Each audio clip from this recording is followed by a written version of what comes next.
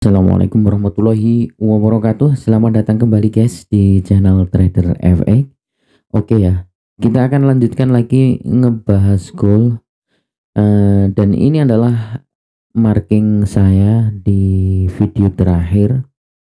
Dan saat ini market sudah open dan langsung ngegas ke atas. Namun seperti plan saya, bahwa saya hanya akan, nah ini kan, saya akan menjadi buyer jika dia mampu nge-break resisten di sini, dan di sini nanti ada pijakan, ya kan. Jadi di sini arahnya dulu dia naik nge-break resisten, setelah dia berpijak di fair value gap bawah ini, dan di sini nanti akan menciptakan pijakan kembali yang akan kita gunakan untuk entry follow ke atas gitu ya. Atau nanti, ya kan, ternyata dia gagal di sini, di sini gagal untuk nembus dan dia malah turun break. Nah, akan membuat pijakan baru, break ini juga fair value gap yang bawahnya. Nah, gini terus gini. Jadi agak sabar dulu ya menurut saya. Jadi untuk goal ini saya rasa harus bersabar dulu untuk menunggu momen yang paling tepat. Saya rasa seperti itu. Ini di time frame H4 ya. Coba kita lihat di daily. Oke, di daily ya sama ya, di daily kita tentu ya, kita masih ini, saya hapus dulu aja semua biar enak. Nah, di daily kita masih mempunyai ini fair value gap yang menahan harga untuk lanjut turun ke bawah, ya kan. Ini kita punya fair value gap di daily. Nah, ini kan, terus ya berarti kan saat ini sideways ya. Namun kalau misalkan ini kita mempunyai candle ring ini masih, nah, di sweep atas, kemudian di sweep bawah, ya kan. Artinya kan sebenarnya kalau kita menggunakan teori candle ring teori ini sudah clear ya. Sudah clear gimana? Nah, dari perintah yang di bawah ini sweep di atas, target minimal high-nya sudah. Nah, cuman yang ini ya, apakah ini nanti akan berlaku? Nah, di sini ini yang sweep atas, masihkah dia akan nge-sweep bawah? Tapi kan ini kan sudah diambil di sini, sudah nggak fresh, jadi sudah nggak menarik lagi harusnya. Ya, kemungkinan dia akan naik, tapi syarat naiknya ya seperti tadi yang saya katakan, menurut saya loh ya. Ini pandangan saya. Di sini kalau kita lihat di H1 nih, kita kan mempunyai BPR, ya kan, balance price ring atau subtrend di sini. Apakah kita bisa scalping di sini? Ya bisa aja, tapi targetnya nggak usah jauh-jauh. Sangat ngeri ya. Kenapa? Karena BPR ini sebenarnya dia sudah di tidak mampu ngebreak low ini, tidak mampu, tugasnya ini belum kelar ya, nggak clear gitu maksud saya. Tapi kalau misalkan mau scalping ya mungkin bisa kalau kita ada konfirmasi di M5. Nah, konfirmasinya gimana? Kalau misalkan nanti turun ke M5 mau sell, misal ya. Kalau mau nge-sell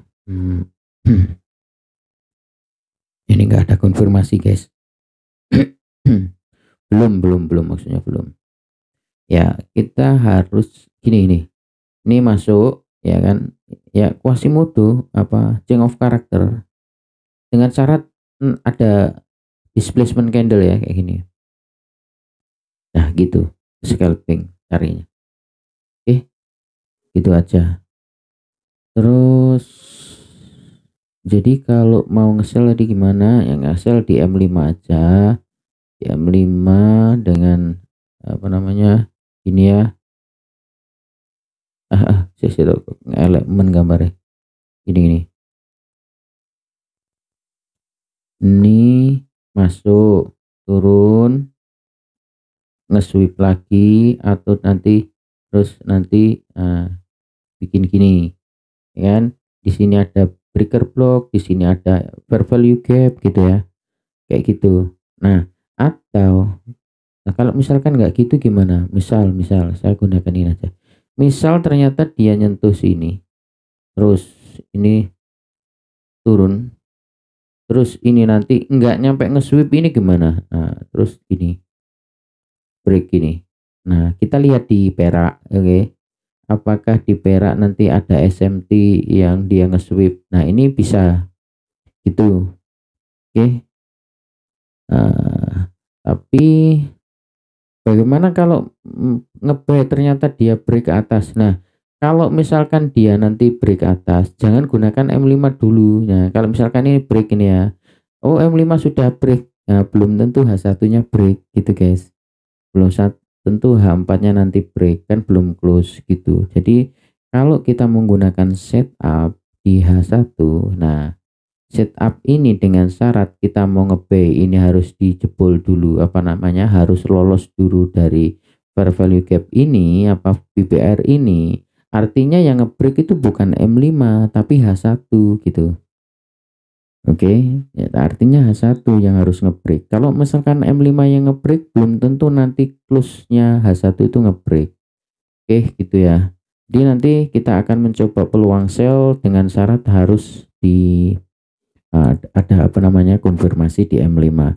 Konfirmasi di M5 saya kasih tahu kan, kita mengambil ring time-nya di jam 8 sampai jam 11 ya, jam 8 sampai jam 10 siang lah, pagi ini ya, pagi ini. Kalau ada boleh diambil. Misalkan kalau nggak ada ya udah, nanti kita nunggu di sesi London. Oke, gitu guys. Jadi jangan, jadi gini, kalau kita menggunakan tem itu sebenarnya kelebihannya adalah kita itu nggak akan FOMO gitu. Misal, oh ini kayaknya sudah mau turun ini, wah ikut aja kah? Nah, ikut langsung aja sell. Nah, padahal ternyata masih naik. Tapi kalau kita menggunakan tem, oh ini kayaknya sudah mau turun ini. Nah, sekarang jam berapa? Waduh, belum waktunya. Biarkan aja, tunggu nanti kalau sudah pas waktunya, sudah pas konfirmasinya, baru kita entry. Nah, itu lebih nyaman. Nah, tapi masalah nyaman nggak nyaman itu sebenarnya memang tergantung masing-masing trader sih. Kita tentu nggak akan sama ya setiap trader. Tapi gitu intinya guys, update goal kita hari ini. Plannya apa? Plannya tetap buy ataupun sell, buy jika, sell jika. Nah, untuk scalpingnya ya gini, untuk scalping saya cenderung untuk scalping sell ya, untuk scalping karena ini kan posisi harga berada di zona premium ya, jadi lebih prefer untuk ambil posisi scalping sell. Tapi kalau ada konfirmasi, kalau misalkan nggak ada ya jangan. Nah, kalau mau nge-buy ya itu tadi syaratnya dia harus lepas dulu dari BPR ini. Kalau mau nge-sell agak jauhan, kita harus lepas dulu dari H4 fair value gap, ya kan. Ya, ini tadi.